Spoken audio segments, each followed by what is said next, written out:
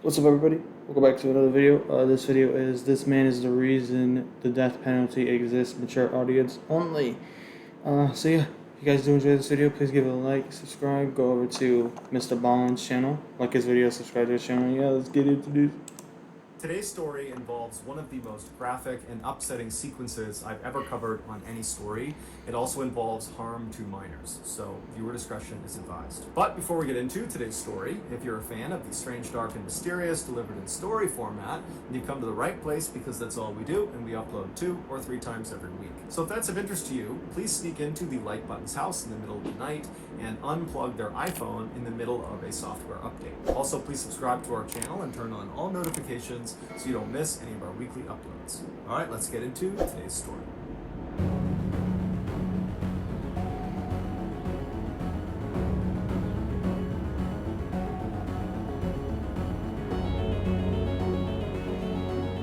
Five hacks. In the 19- Whoa. Okay, so there's a 1960s warning. and 1970s, hitchhiking became very popular amongst young people in America. Hitchhiking is a form of transportation where you basically get rides from strangers. And so the way it works is a hitchhiker will stand on the side of a busy road and they'll extend their arm out and they'll kind of hold their thumb up, which signals to passing motorists that they want to hitchhike. That's the kind of universal sign for hitchhiking. And then a willing motorist, when they see a hitchhiker, they'll pull up alongside and offer a ride. Now, today, it seems unfathomably dangerous to just hop into a stranger's car, or conversely, for a motorist to pick up a random stranger on the side of the road. But back then, this was considered totally normal and socially acceptable. And so with that in mind, on September 29th, 1978, a 15-year-old girl named Mary Vincent was standing on the side of a highway just outside of Modesto, California, which is not far from San Francisco, California. Mary was a rebellious teenager who had recently run away from her home in Las Vegas, Nevada. Her parents were going through a very nasty divorce, and she just couldn't stand to be in the house anymore, and so that's why she had run away. And so she had hitchhiked all the way up to Los Angeles, California, where her grandfather lived. But after only being there for a couple of days, she became unbelievably homesick and wanted to go back and be around her parents and her family. And so one day when her grandfather was out, she slipped out of his house and she began hitchhiking back to Las Vegas, Nevada. And so she had hitchhiked from Los Angeles to Modesto, California. That's where the first person was willing to drive her to. And so she was on that strip of highway in Modesto looking for another ride that could take her farther south. She was on this highway with 2 other young hitchhikers. They all had these signs that said going south, so they weren't just holding their thumbs out, they were holding these signs. And so the 3 of them are huddled in a group, they're holding their signs up. And at some point, mid-afternoon, this light blue passenger van that only had 1 passenger, it was the driver, he was a 50-something-year-old man, he looked pretty harmless. He pulled over when he saw their signs, and he parked on the side of the road maybe 15 feet ahead of where they were. And so Mary's companions stayed where they were, and Mary ran up to this light blue van, and she looked through the passenger side window, which had been rolled down, and she asked this guy, "Hey, can you give all 3 of us a ride? We're going south." And this man, he would look at her and say, "I can only give you a ride. I can't give the other 2 a ride. I can only give you a ride." And so Mary is confused because she's looking at this guy and she's seeing all this space in his van, and she's thinking to herself, why am I only allowed to go when they're going the same place I'm going and there's plenty of room in this van? But when she kind of gently prodded this man and said, "Well, are you sure you don't?" Hold on, guys. I need to fix my camera. Hey, guys, you big. "You don't mind taking them too?" He just said, "Look, I will take you, I will not take you." And so Mary said, "Okay, well, hold on, let me go back and get my bag." And so he stays parked, she leaves the van, and she runs back to the other 2 people she was with, and, she explains the situation, and they tell her, if it doesn't make sense to you, don't do it. "Mary, this is not Hitchhiking don't make sense to me either." Off with this guy. But Mary, even though she too shared this kind of reservation about this guy, she was so desperate to get home. She was so homesick that she couldn't face the idea of having to wait around for another ride, which might not come until the next day or the day after, because not every motorist is willing to pick up hitchhikers, and she just did not want to wait any longer. And so she told her companions that, "Guys, I'm going to take the ride." And so she says goodbye to her two friends, she grabs her bag, and she runs back up to the van, and she hops in the passenger seat. As soon as she sat down and closed the door, this man pulled back out onto the road and started driving, and then he turned and looked at Mary and introduced himself. His name was Lawrence Singleton, and he was 50 years old. And then Mary, she introduced herself, and they have some small talk, and very quickly, Mary feels at ease around Lawrence. He kind of reminded her of her grandfather. He was very nice, very polite. And so when she started to feel tired pretty early on in their trip, she said, "Hey, Lawrence, do you mind if I doze off while you drive?" And Lawrence would say, "No problem, go ahead, go to sleep." And so Mary turned away from Lawrence and kind of curled up on the seat, and pretty quickly she was asleep. A little while later, when she woke up, she looked out the window and immediately could tell they were going the wrong way. So she turns to Lawrence and says, "We're going the wrong way." And Lawrence would say, "Oh, you know what? I made a mistake. I'll get us turned around. Sorry about that. I had no idea." But Mary's thinking to herself, we're really far in the wrong direction. There's no way he accidentally did this. But she kind of bit her tongue because Lawrence would actually turn around and start going in the right direction. And so they're traveling in the proper direction for a little while, and Mary's totally on edge, but she's careful not to give that off to Lawrence because she doesn't really know this guy, and even though he did make her feel comfortable, she just doesn't really know what his intentions are. And so she's just kind of looking around pretty apprehensively, and then they pull into this stretch of highway that kind of ran through this fairly forested area where very few cars were on this stretch of road, and Lawrence suddenly tells Mary, good thing hitchhiking isn't what it used to be. He has to go to the bathroom. He wants to relieve himself. And so Mary kind of apprehensively says, "Yeah, okay, that's fine." And so as Lawrence is beginning to pull off of the highway, Mary happens to look down at her feet, and she notices one of her shoes is untied. And instinctually, Mary just thought to herself, "I better make sure that shoe gets tied because I might need to run away from this guy." But she didn't want to reach down and start tying her shoe. It was kind of awkward because the space was small, and she was worried it would be kind of suspicious if she did it. And so she thought, okay, as soon as we pull off, I'll get out of the car and I'll tie my shoe. And so Lawrence, he pulls over, but he doesn't just pull over onto the shoulder of this road. Instead, he pulls into this access road that kind of trails into the forest. And so as soon as he turns onto this road, the alarm bells are going off in Mary's head. She knows something is wrong, but she doesn't really know what to say to Lawrence because he's not talking to her, and she doesn't really want to look at him. And so she's just kind of going over in her head what she's going to do. Is she going to run? Is she going to confront him? She doesn't know. And then eventually, after about a minute or so, when they are far enough away from the main road that no one on that road could see them, they're pretty far into this forest, Lawrence stops the car and he hops out to go relieve himself.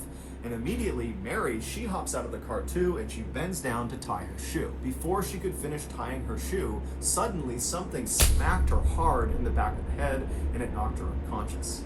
It was Lawrence. He had hid a hammer next to his seat, and when he had gotten out, he did not go relieve himself. Instead, he walked around the vehicle and smashed her in the head. When Mary came to, she realized she was laying down in the back of the van, and as she was looking out the windows, she could see that they were still parked out in the middle of the forest. And when she tried to move, she realized her hands, her feet, everything had been tied down to the van. She couldn't move.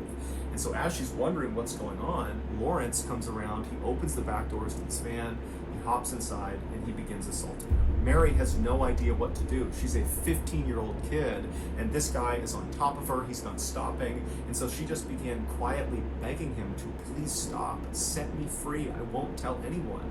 She just kept repeating that over and over and over again, and Lawrence I don't know if this is Halloween material, buddy.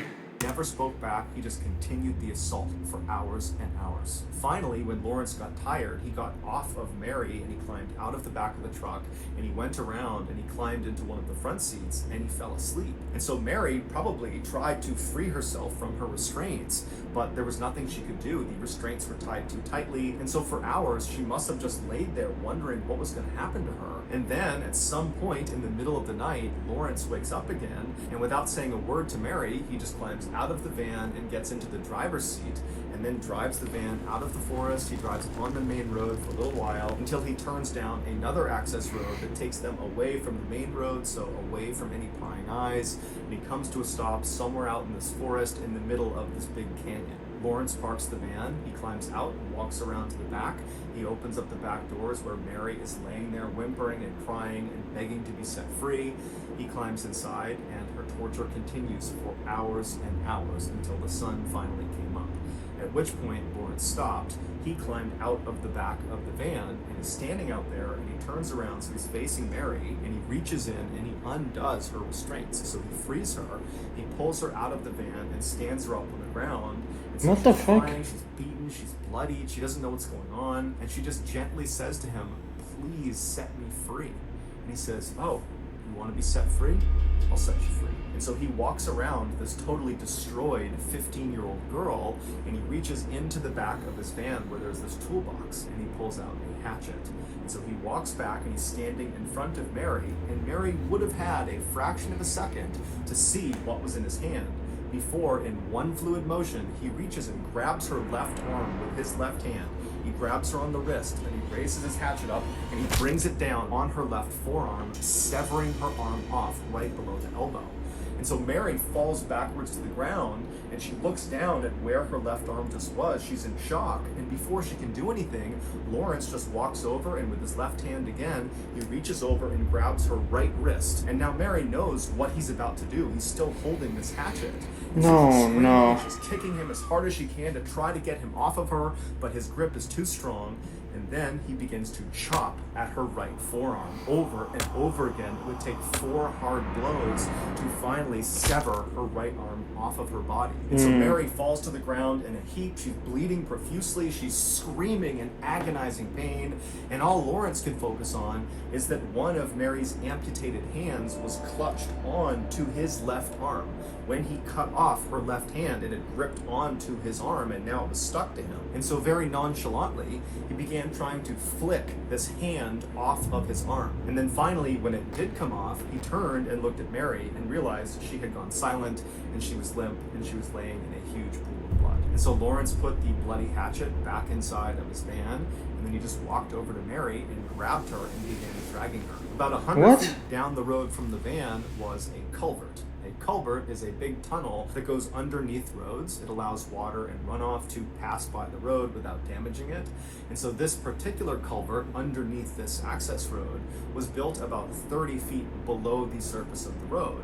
And so if you were standing on the road over the area where this culvert was, if you walked to the edge of the road on either side, there would be a 30-foot drop-off down to the opening of this culvert on either side. And so Lawrence dragged Mary all the way over to this section of the road over the culvert, and then chucked her lifeless body off the side, smashing it down onto the rocks below.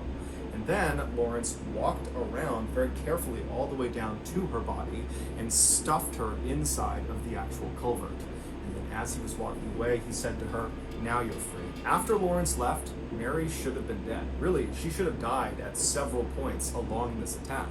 But miraculously, Mary did not die. And in fact, she would later say she vividly remembered the entire attack. She was fully lucid, fully conscious, fully aware for the entire thing, save for the moment when she was knocked unconscious by the hammer. And so she vividly remembered having her arms amputated, and she specifically remembered one particular point in the beginning, before her left arm, the first arm, had been amputated. He grabbed her left wrist, and she in turn instinctively grabbed with her left hand onto his left arm. So she's clutching onto him, and so when he came down and cut her arm off, she began falling backwards, but she remembered thinking to herself, why am I falling backwards? I just grabbed onto his arm. I had a firm grip. And then as she's falling, it's like time is standing still. She literally saw her hand still clutching his arm and saw it had been cut off of her body. And then when Lawrence cut off her right arm, despite being in agonizing pain, it's like she instinctively understood that she has to pretend to be dead. Otherwise, she will die. And so she went totally limp, her eyes were half open, and she watched as Lawrence is flicking her left hand, the one that she thought she had gripped onto when she was falling back. She watched as he shook that hand off. She played dead. Arm. And then she was limp as he grabbed her and dragged her the 100 feet to the culvert. And she was limp and still and didn't make a sound when he threw her 30 feet down onto jagged rocks, and she broke 4 of her ribs. She was in excruciating pain, but her will to survive was telling her, make no sound, take this punishment, and you will survive. And then after he left, she remembers thinking, I don't know where he is. He could be waiting up on the road for me. I can't just crawl out and try to save myself because then he might actually finish me off. And so she laid in this culvert in this horrible position, totally contorted, with her arms gone and broken ribs. And then finally, after a while, she started to feel exceptionally tired, and that was from blood loss. And she said there was a voice in her head telling her, you can't go to sleep. If you go to sleep, you're gonna die. And if you die, we can't catch this monster, and he's gonna do this to someone else. And she had this surge of adrenaline where she decided, I'm gonna live. I'm gonna get out of here. I don't know if he's still up there, but I have to get out and I have to try to save myself. And so somehow she got out of the culvert, and then once she was on the ground, she dug the nubs of her arms into the dirt and attempted to pack the wound with dirt and mud. And then afterwards, she raised her arms up over her head because she didn't want the blood and muscles to fall out. And so with her mutilated arms up over her head, she managed to crawl up this embankment, up onto the road. She's got no clothes on. She's covered head to toe in blood. She's in shock, and she starts running down the highway. And a car would actually come by fairly quickly, but they were so startled at what they were seeing, they didn't stop and they drove on. And so Mary would ultimately run 3 miles on this highway before finally flagging down a passing motorist that happened to be a young couple. And after they got over the initial shock of what Mary actually looked like, they put her inside of their car and they sped to the hospital. Mary would stay in the hospital for a month, and during that time, she would give police all this information about her attacker, about Lawrence Singleton, and using her very detailed description of him, the police were able to come up with a very good composite sketch. And Lawrence Singleton's neighbor happened to see that sketch, and they turned him in. Lawrence was ultimately sentenced to 14 years in prison for what he did to Mary.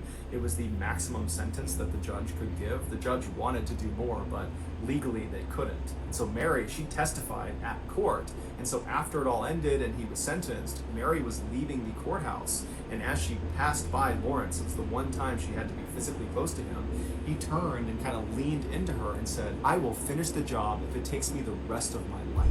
8 years later, Lawrence was paroled for good behavior. And so, of course, this terrified Mary, who by now had become a wife and she had 2 sons. And so she's worried that now that this guy is free, he's going to come and finish the job. But Lawrence would not go after Mary. Instead, 10 years after he got out on parole, he would attack another woman, a 31-year-old mother of 3 named Roxanne Hayes. And unfortunately, he would kill her. At Roxanne's murder trial, Mary would actually testify against Lawrence, and her testimony is what they used to secure a death sentence for Lawrence. But before he could be executed, Lawrence died of cancer in jail in 2001. When Mary heard that Lawrence had died, she felt very cheated. However, her sons were very relieved to find out that her attacker had died, and so she took some solace in that. Outrage over Lawrence's early release, considering what he did to Mary, and the fact that that early release led to another person being killed, led to the creation of the Lawrence Singleton Bill, which gives judges the ability to give 25-year to life sentences in cases that involve torture. Meaning, under this bill, Lawrence would never have gotten out of prison after what he did to Mary. So that's going to do it, guys. If you got something out of today's episode... Alright, well, this was very disturbing, right? Yeah. There's a reason why there's a life sentence now. And there's a reason why there's a death sentence. Because of this guy. I'm glad that she's alive. But the other person that he attacked didn't make it. So, rest in peace. But, yeah, she survived, dude. I thought she passed, dude. I'm not even joking. I thought she literally died. Yeah, but good thing there's life sentences and death sentences. So yeah, if you guys do enjoy this video, or you thought this video was scary, disturbing, give it a like, subscribe, go over to MrBallen's channel, like his video, subscribe to his channel, yeah, I'm out. Deuces.